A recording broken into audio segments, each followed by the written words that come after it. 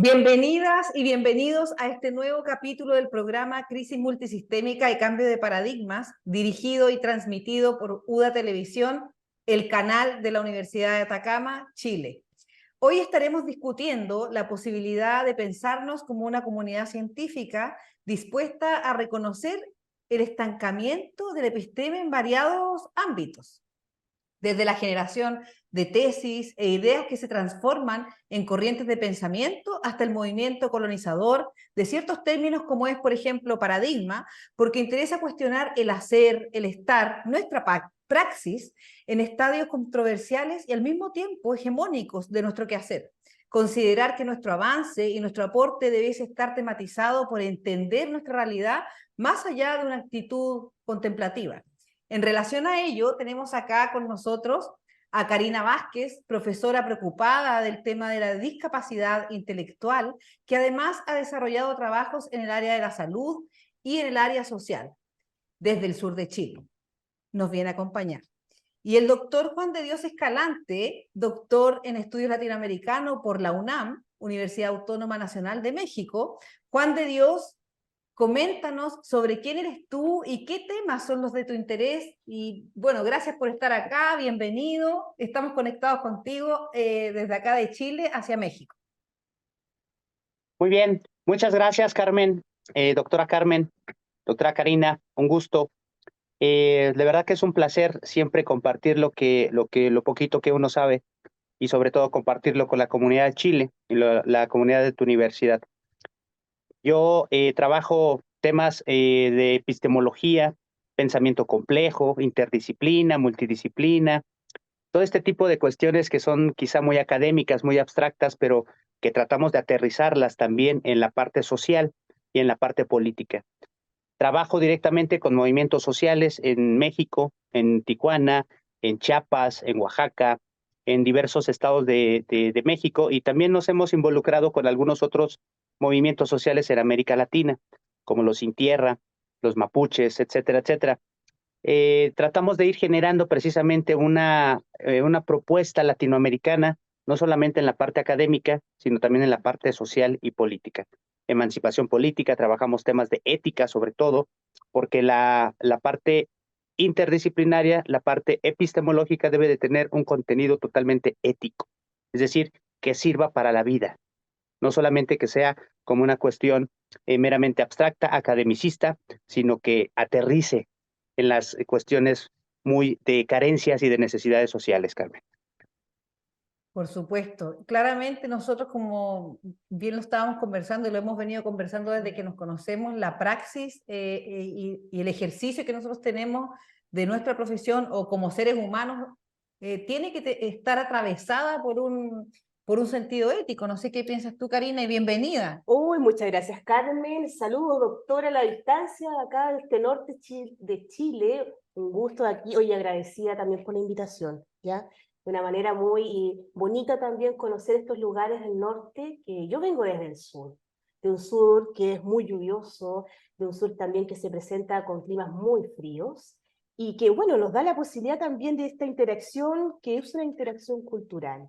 Vamos a hablar un poco, yo creo que en estas dinámicas que son súper interesantes también. Yo quiero contarle un poco de mí, contar Sí, por también supuesto. que, bueno, soy mamá de 3 hijos, una chica ya universitaria. Como tú lo mencionabas al inicio, Carmen, efectivamente uno se permea mucho con las áreas de trabajo universitario, pero también en el área social. Justamente escuchaba acá, te escuchaba aquí desde el área México, qué bonito, qué hermoso, como nosotros como Latinoamérica también conectamos. Pero en esta área familiar versus social, yo siempre he dicho que estamos tan interconectados y ha sido fruto también de todo este venir biográfico que tenemos como investigadores. Y yo te puedo contar que además de mis hijos, bueno, también soy dueña de mi casa, en el sentido que acá también establecemos crianza. Tengo 3 perros, 3 gatos. También tengo mucha gente en dependencia o animales que vienen también a mostrarte una cara muy humana. Humana de cómo nosotros también convivimos en espacios que pueden ser muy académicos, pero también son espacios humanos. ¿Ya? En este ir y venir, en la trayectoria que se han dado, yo he ido observando el comportamiento humano.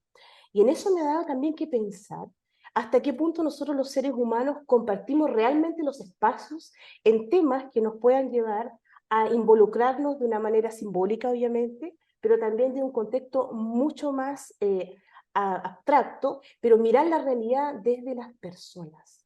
Entonces, en ese motivo, que yo creo que compartimos acá, aunque seamos a distancia, pero compartimos también de que hay momentos y situaciones históricas que no han sido ampliamente estudiadas y que se forman también objetos de investigación, y en este caso la historia latinoamericana, cómo se ha gestado, cómo también se han dado estas crisis de los excluidos, de personas que han estado también en el silencio, de los subalternos, marginados justamente, marginados de derechos, marginados de presencia presente, y también nos dan esa forma que nosotros decimos, bueno, ¿por qué ellos no? Una marginalidad, como dices tú, simbólica y del conocimiento también, o sea, más que una marginalidad visible, patente, de que sean personas en detrimento económico. O lo que se le llama el vulnerable. El vulnerable. No sé esa palabra, claro, vulnerable. El vulnerable es aquí como bien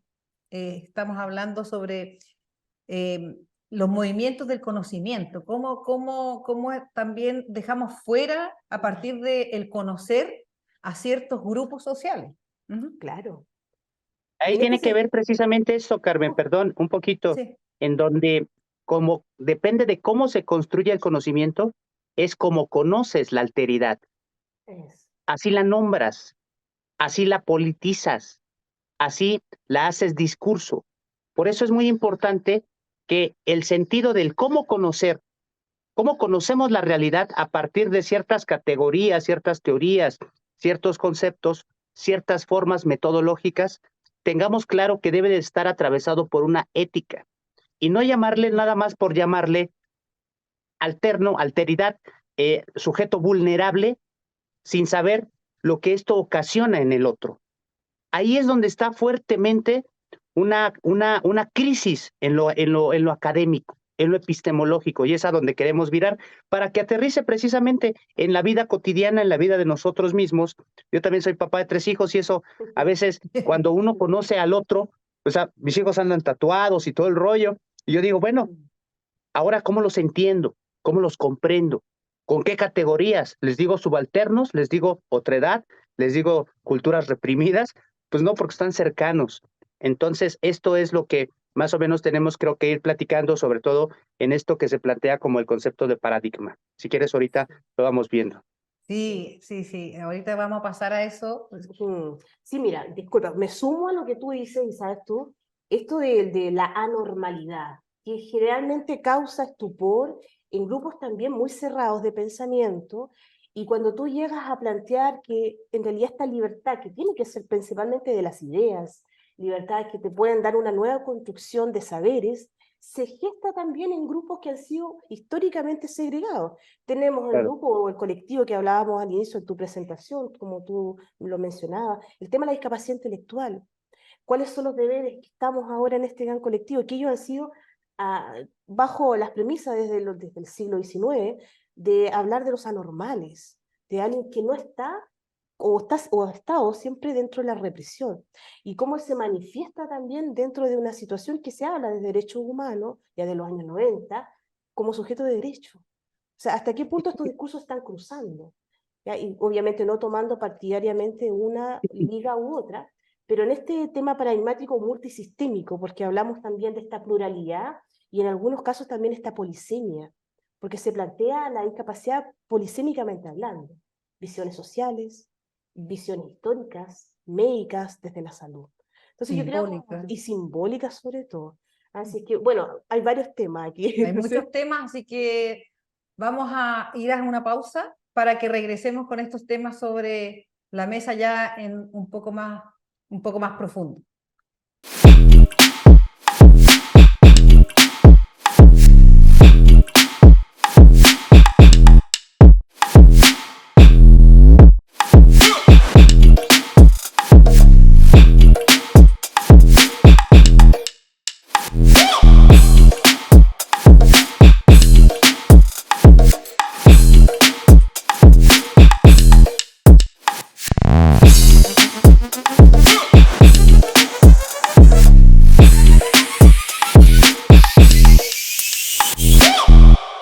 Estamos de vuelta en el programa Crisis Multisistémica y Cambio de Paradigma, y haciendo alusión al título de este programa, yo quisiera comentar con Juan.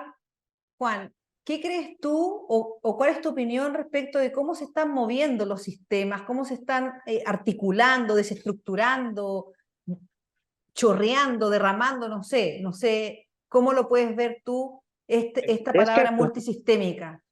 mira, Carmen, el concepto de sistema, o más bien, este acercamiento a lo que es un sistema es complejo, no es sencillo. Muchos historiadores, muchos sociólogos, filósofos han tratado de explicar lo que significa un sistema, pero en términos de ingeniería o en términos de física, que es de donde viene precisamente el concepto y se adapta a las ciencias sociales y a las humanidades, tiene que ver con esta parte de mecanismos. Cómo se conforman diferentes partes en uno solo, cómo se van engranando, cómo se van conformando históricamente y dentro de las estructuras sociales y políticas. Entonces, y las estructuras sobre todo económicas, que es en donde realmente aterriza el sistema y en donde pega de manera humanamente posible. Samir Amin y Emanuel Wallenstein trabajan el concepto de sistema mundo, que tiene que ver no solamente con lo local o lo global, sino en una articulación.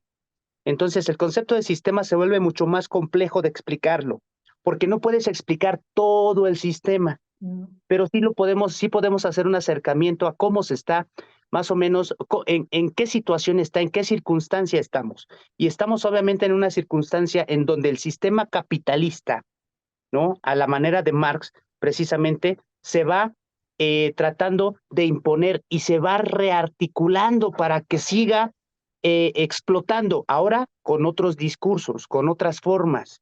Es decir, el sistema cambia, se va modelando, se va rearticulando y se va afianzando a lo que las respuestas al mismo sistema tiene.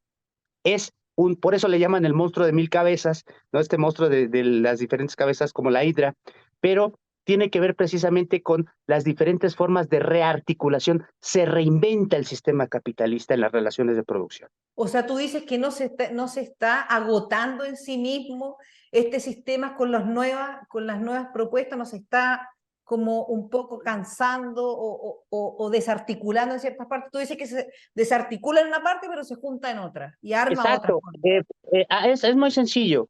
El sistema capitalista recibe algunas balas de goma por la parte intelectual, por la parte académica.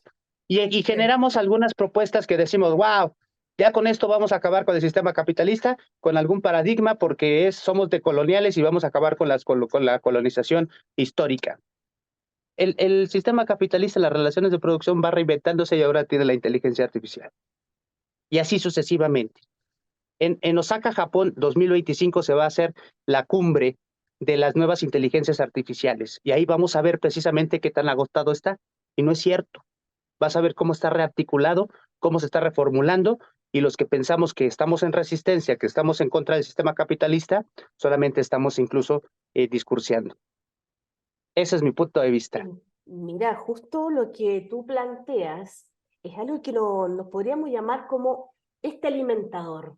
Si tú hablases qué es lo que realmente alimenta al sistema capitalista, somos nosotros en las producciones.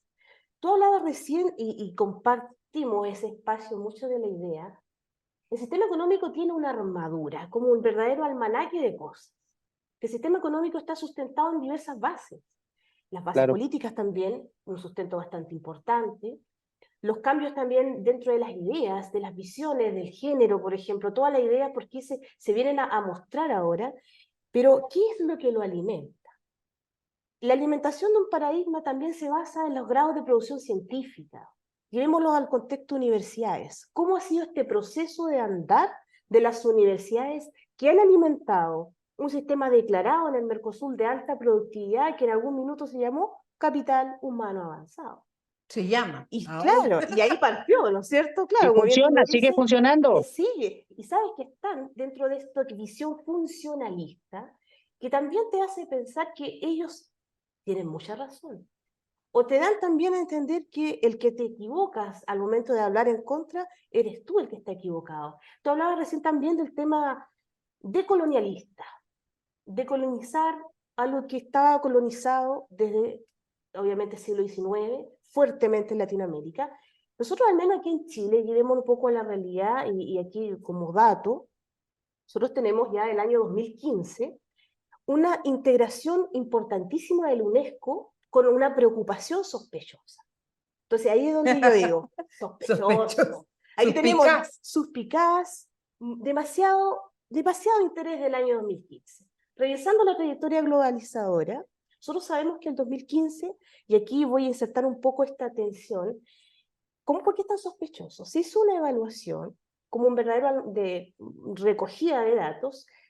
¿Cuál era la cantidad de personas que estaban desocupadas en Latinoamérica? Se encontró al menos dentro de un 37 o un 45% de que hay mucha gente desocupada y gente que era carga para un Estado. Entre esas, bueno, se determinaron personas en situación de calle, vulnerable, volvamos al tema vulnerable, personas con discapacidad, sobre todo adultos mayores de 18 años. Y en esa réplica de información se empezaron a crear una serie de leyes, por eso yo hablo de la sospecha, una serie de leyes que se llamaron reformas. Reforma a la universidad, reforma a la salud, reforma a los sistemas educativos. La palabra inclusión educativa queda puesta en políticas públicas de salud y políticas públicas de educación. Entonces la pregunta, ¿por qué? ¿Y para qué? Si lo llevásemos también a eso, ¿para qué se hizo tanto alud como eso de desarraigada, cuando tú también hablabas de cómo esto se riega, cómo se van creando? El underground, lo que ve abajo sosteniendo esa laguna enorme que no todos lo saben, porque este tema de datos, sobre todo al momento de ir a analizar encuestas, ¿cuánto es el grado de que la ciudadanía conoce los datos? O sea, los grados de conocimiento que no tienen relación con el aprendizaje. Y nuevamente llegamos a volverse al mismo. Entonces, en este círculo viciado, estamos todos bien, mientras no se haga algo distinto. Para romper este iceberg que está debajo, vivémonos en un tema un poco simbólico, cuando tú llegas a interpretar el dato y lo logras mostrar. Por eso es que este tema de armar buenos métodos, metodologías de la investigación efectivas, que den cuenta de un sistema que realmente llora en agonías, es donde hace falta que también las universidades hagan una presencia presente. O sea, el dato debe llegar al ciudadano común, debe ser publicable en las comunidades, conocer que las intenciones, buenas o malas, no vamos a tomar aquí un juicio de valor y tampoco vamos a llegar aquí a una falacia, claro, una falacia argumentativa, pero es sospechoso. ¿Por qué tanto interés del 2015? Y ahora tú ves... Karina, dime, interrúmpeme. Pero, exactamente, pero creo que aparte de que lleguen resultados, que la gente se informe, ahí es donde la parte metodológica, por ejemplo, de Rolando García, le llama a estos sistemas interdefinibilidad. Es decir, que no solamente el académico sea el que sabe cómo son las cosas, sino que construya interdefinibilidadmente los conceptos, las categorías con los que se va a construir el sujeto. Desde la identidad real. Claro, o sea, claro, no solamente un tipo de etnografía, de que vayas al lugar y que hagas las encuestas, no, o sea, tenemos que construir una parte de intersubjetividad, de sujeto a sujeto. No solamente el sujeto que sabe es el investigador, no solamente es el académico, el que sabe la realidad es aquel que la padece. Ahí es donde tenemos que cambiar precisamente estas formas de conocimiento. Nada más era para acotar esa parte, Karina, no sé si estás de acuerdo. No, súper, mira, agradezco tu moción. Justamente, ¿cómo vamos a estudiar un fenómeno desde una biblioteca cerrada? ¿Cómo nos vamos a quedar tras los libros o en un buen lugar acogedor cuando tú quieres estudiar los niveles de pobreza y no has vivido jamás en un lugar donde se respira la pobreza, donde realmente se habla de las tasas de pobreza? Por poner un ejemplo, donde tú vas a ver, por ejemplo, tú nos hablabas hace un rato el tema de las comunidades, que malamente se llaman indígenas. Para nosotros son pueblos originarios, los primeros en América. Cuando estudiamos el pueblo mapuche, y gracias que lo mencionaste con mucho Mari Mari Compuche, te saludaré en mi lengua desde el sur, agradecida también. Y desde ahí, desde nosotros los Wincas, que llegamos a un territorio que en algún momento se nos traba en crónicas hostiles, pero todos estos cronistas, periodos del colonialismo, han quedado en el verso, la palabra y la poesía. Pero todavía en esta forma, un poquito englobando lo que tú también dices, llegar al sur de Chile y enfrentar las realidades del sur, las comunidades, lo hermoso, la sabiduría, la cultura, las comidas, que es la parte el saber, o sea, en esa parte comparto plenamente lo que tú dices. Y claro, el elitismo que se muestra muchas veces a quienes investigan.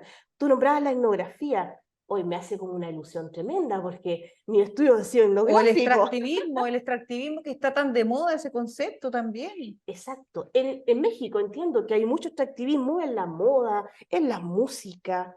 Hay varios temas que estamos viendo en grupos que han sido mirados como saquemos y desde lo que ellos tienen y mostremos en nuestro escenario. O sea, esto da obviamente un tema bien intenso, diría yo.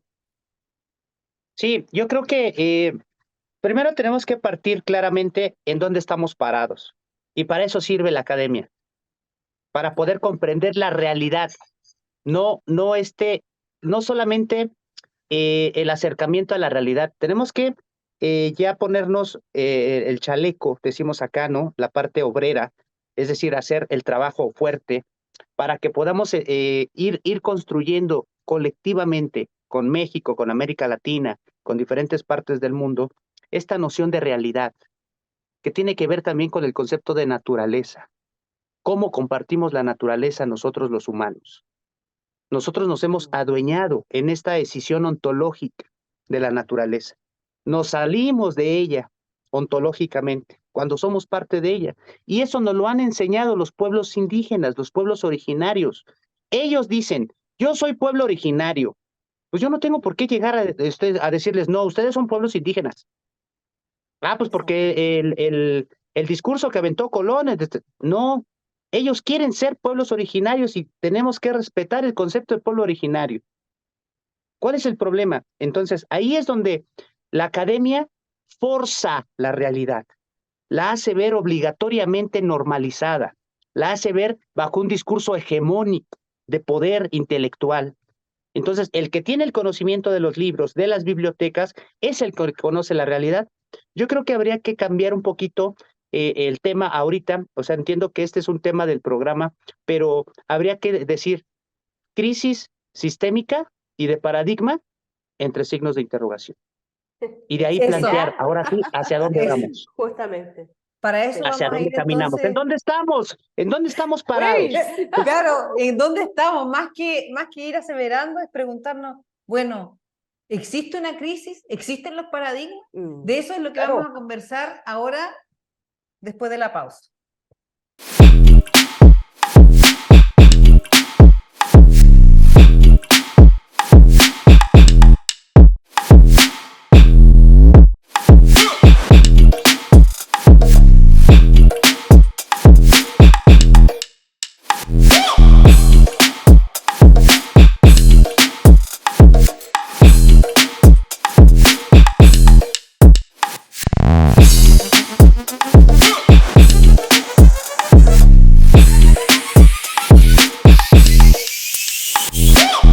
Estamos de vuelta en nuestro programa Crisis Multisistémica y Cambio de Paradigmas, que estamos pensando seriamente si le vamos a poner los signos de interrogación que menciona Juan, qué es un paradigma, por qué se usa tanto en la academia, y muchas veces nos hemos dado cuenta que, bueno, ¿sabrá lo que es un paradigma ese académico o esa académica que está mencionando esa palabra, o los mismos estudiantes, que ahora todo es un cambio de paradigma? Entonces me pregunto, ¿hacia dónde vamos con eso, Juan? ¿Qué te parece a ti? ¿Qué es un paradigma? ¿Cómo le damos la vuelta? ¿Qué significa hoy en día paradigma? Bueno, esta es una aportación de Thomas Kuhn. Solo que en la parte epistemológica debemos de tener mucho cuidado en cómo se trasladan los conceptos, las categorías y las metodologías al ámbito social y humanístico. Y ahí es donde la filosofía entra en práctica mucho, porque tienes que poner en duda todo. Si tú recuerdas, o si ustedes recuerdan, el concepto de raza y de evolución, cuando se traslada de la biología al ámbito social, causa mucho daño, tanto que se genera el nazismo y el fascismo, por el concepto de raza. Y eso fue precisamente por un positivismo lacerante, que no tuvo la precaución, la delicadeza de ver cuál era la parte ética que esto podría provocar. Y provocó precisamente la destrucción humana, el acabar con la otredad, con la alteridad. Entonces, el concepto de paradigma tiene que ver con los grupos académicos que están de acuerdo bajo Hegemónico. ciertos intereses y que generan hegemonía efectivamente, y que se generan o se autogeneran una identidad intelectual, pero eso es autofundamentarse. No te fundamenta lo social, no te fundamenta la realidad, no te fundamenta el argumento, te fundamenta tu discurso hecho por ti mismo. Eso es un paradigma. Entonces, eso tiene que ver, sí, el capitalismo es un paradigma, sí, porque se autofundamentan ellos las relaciones de producción. Bajo ese sentido hegemónico funcionan. Hay que romper con eso, sí. Por lo tanto, hay que romper primero con el sentido que tiene que ver el paradigma en lo social. Porque las identidades son complejas, la interculturalidad es muy compleja. La interculturalidad tiene que ver con el respeto al que no quiere ser paradigma, con el respeto al que se forma de una manera cultural histórica distinta, el que tiene capacidades distintas, el que tiene habilidades, el que tiene virtudes distintas. Pero eso se da de una manera natural, no se da de una manera forzada ni autofundamentada en los discursos.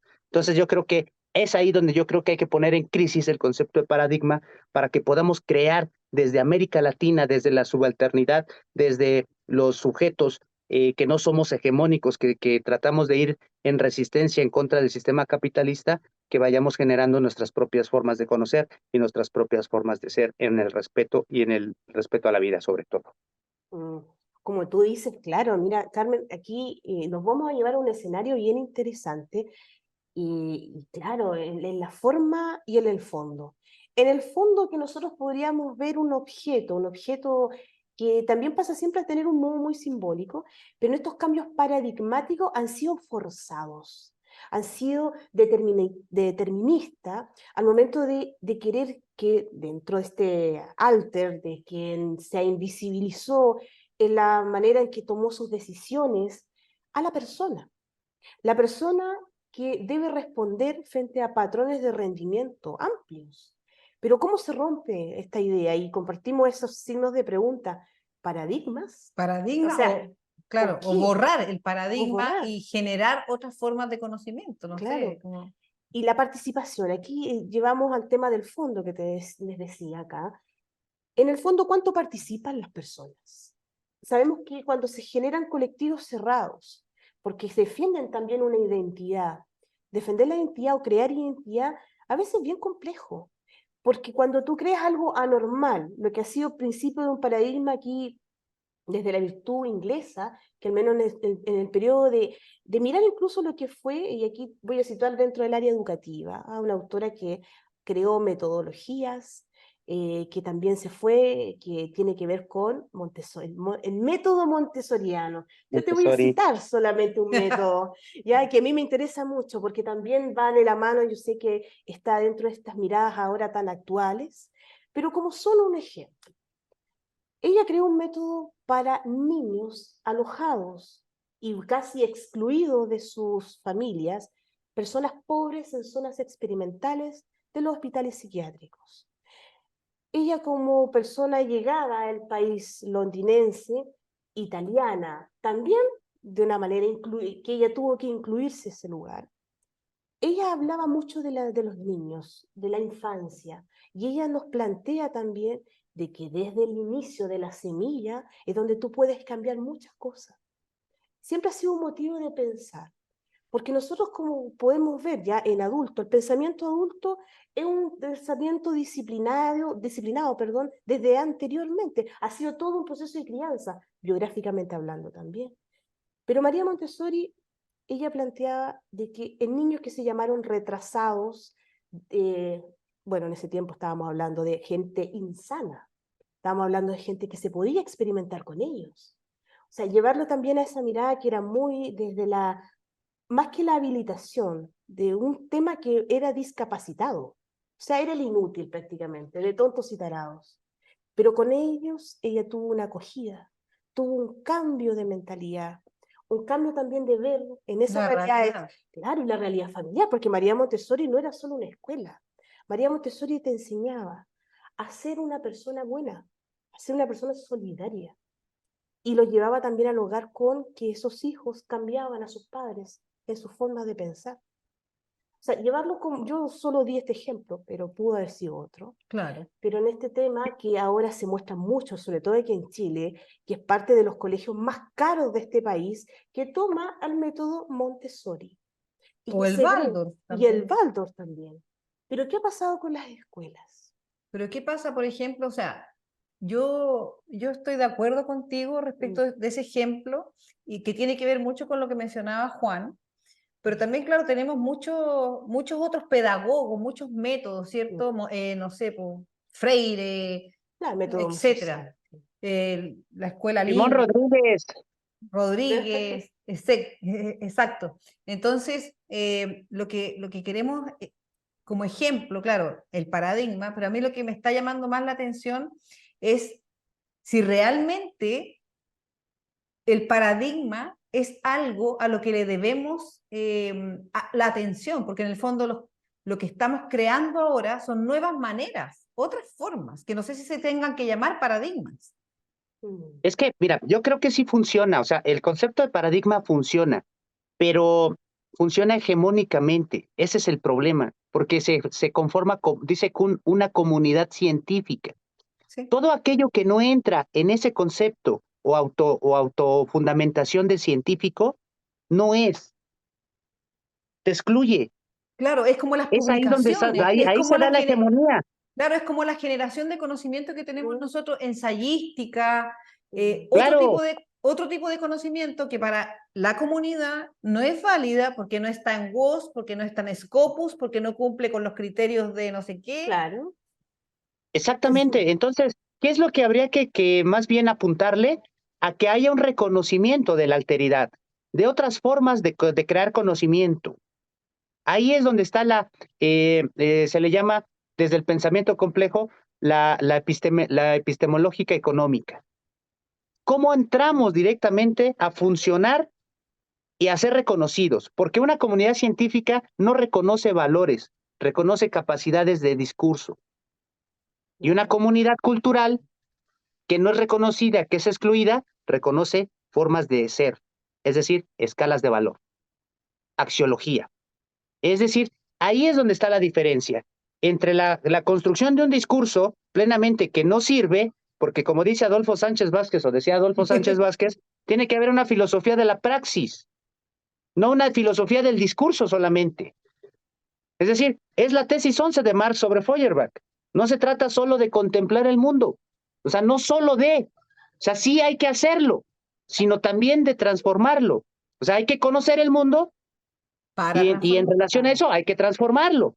No nada más hacia el aventón, que es lo que ha pasado con muchas revoluciones, que en lugar de ser una revolución más pensada, más planificada, se le llama revuelta, porque lo hace espontáneamente, con un sentido más de explotación, porque también así son las revoluciones, así es el ser humano. Cuando está harto, explota y genera revolución, genera cambio. Entonces la comunidad científica, en lugar de generar cambios, va generando conservadurismo. Y que Es es ahí donde el comodidad. paradigma ya no aplica. Claro, y eso que es cómoda, la comodidad intelectual. ¿Qué otro concepto mejor? Mientras yo pueda cómodamente responder a estos mismos discursos, me puedo mantener en un sistema que pasa a ser un sistema muy conservador y que genera una élite y un distanciamiento con el grupo, que es un grupo también de un desarrollo investigativo, pero que también responden a lo mismo, todos compiten para llegar donde ya están los otros. Exactamente. Entonces, y en esa mirada polarizada es donde preocupa. ¿Cuál es la posición realmente de la creación de un paradigma? ¿Cuáles son realmente esos saberes? ¿Cuáles son esas epistemes? ¿En qué nos situamos? Bueno, hay mucho que pudiéramos nosotros Cómo lo conversar. estamos cruzando? ¿Qué es lo Mm, que también menciona Juan y tú? claro. O sea, ¿cómo vamos a aunar, ¿cierto? El funcionamiento del paradigma, pero con una lectura social, digamos, que el paradigma se permee del conocimiento y de la praxis social, Y no participativa. solamente del discurso. Y participativa también, porque eso es algo súper importante. No podemos hacer historia sin los sujetos, porque la historia también nos aporta un referente importante de conocimiento, pero mirando y juntando en esa comunión que se llama con quienes han hecho los efectores de ese evento, porque no podemos hacerlo solos. Y hay solamente un concepto que también es clave, considero yo, es la validación. La validación del otro, de un otro, al conocimiento situado, es relevante. O sea, una cuestión es que emerjan de estos contornos sociales el conocimiento, y otra cuestión es que sea validado. Y ahí también es donde deja de funcionar un poco el paradigma, porque solamente se valida lo que produce, solamente se valida lo que está conocido, validado por la universidad, por el sistema neoliberal, etc. En ese sentido es un engrane de lo multisistémico que tú le llamas. Y ese engrane lo que hace es que funcione el sistema capitalista en el ámbito precisamente académico. Porque ahí es donde surge la altanería intelectual, ahí es donde surge la soberbia intelectual, ahí es donde surge el solamente yo sé cómo se construye el conocimiento, yo sé las metodologías, yo sé cómo hacerlo. Y ahí es donde se da precisamente el excluido.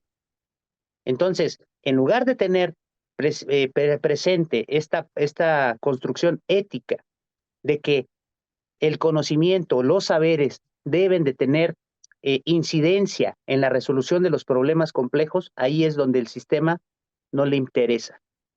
Y lo que tenemos que hacer nosotros en esta parte de un reconocimiento ético como esos excluidos es generar el reconocimiento, hacer que sea válido también eso, porque así funciona la realidad. No tienes que forzar tú la realidad. Tú no eres quien, o sea, tú no tienes, tú no eres el patrón del sistema para que puedas definir. Por eso dice Rolando García, la ética se da en la interdefinibilidad. No solamente tú me defines, yo también me defino y yo también te defino a ti. Es decir, hay una coproducción, hay un codiseño de la parte epistemológica. Ahí creo que es donde tenemos que poner atención un poquito y reforzar la parte educativa. La parte educativa es totalmente necesaria para un cambio de sistema, para ir rompiendo el sistema capitalista. Educando al otro es en donde realmente podemos incidir. Y eso tiene que ver con el cómo compartimos los saberes, Carmen. Bueno, creo que este tema da para mucho. Lamentablemente tenemos ya, nuestro tiempo se está agotando, pero eso no quiere decir que en una próxima ocasión no nos vamos a juntar nuevamente, quizás con otras personas, pero también ustedes, para que podamos seguir conversando sobre esto. Me parece muy, muy relevante que nosotros, desde esta posibilidad que tenemos, incluso desde este programa, podamos poner en tela de juicio ciertas cuestiones y que nuestros televidentes lo tomen, lo consideren, opinen, hagan comentarios en YouTube, etcétera, que podamos nosotros seguir quizás difundiendo este tipo de cuestionamiento, nada más, de reflexión. Porque en el fondo, si no compartimos estas reflexiones, va a ser un poco difícil que avancemos en estos cambios que queremos proponer.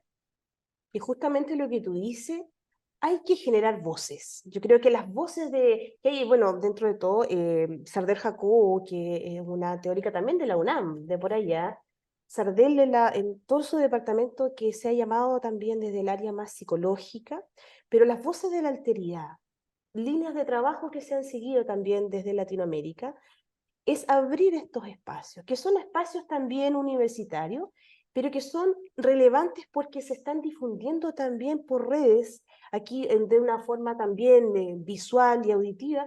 Y yo, bueno, de mi parte, agradeciéndote, de verdad, de traer los saludos desde el sur, compartirlos con hermanos de allá de México, de caso Juan, agradecida también en esta. Y como dices tú, bueno, habrá momentos también de seguir porque esto es bastante intenso. Yo no considero que hay bastante más que podamos Sí, nosotros mucho seguir más. hablando. Juan, Sí, nos vamos a empezar a los, despedir. Cuéntame, los, di los nomás. granitos de arena, los granitos. Se cortó el audio. Ajá.